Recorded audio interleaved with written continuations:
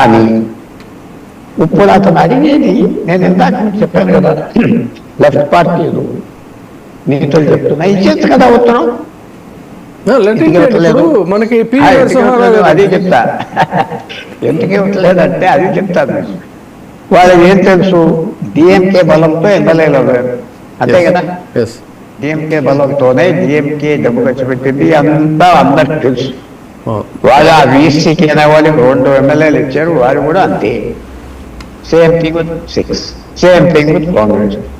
ఇట్రేజ్ చేస్తే ఎల్లకాలం డిఎంకే తగ్గించారన్నవారు. ఈ విజయ్తో ఎంతవరకు సేల్ అవుతారు చూడండి. ఇవన్నీ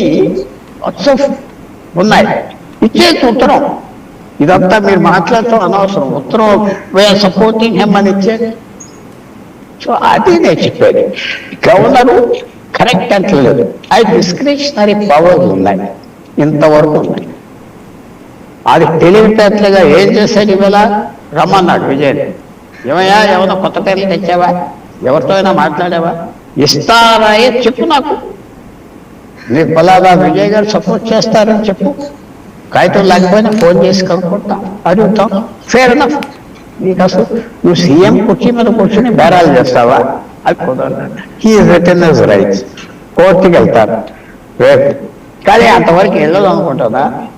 ఇది వేళ రాత్రి సెటిల్ అయిపోతాడు. ఏడీఎంకే ఎమ్మెల్యేలు కూడా 30 మందో 20 మందో కూర్చున్నారు చేయడానికి, ఏదో సెటిల్ అవుతారు.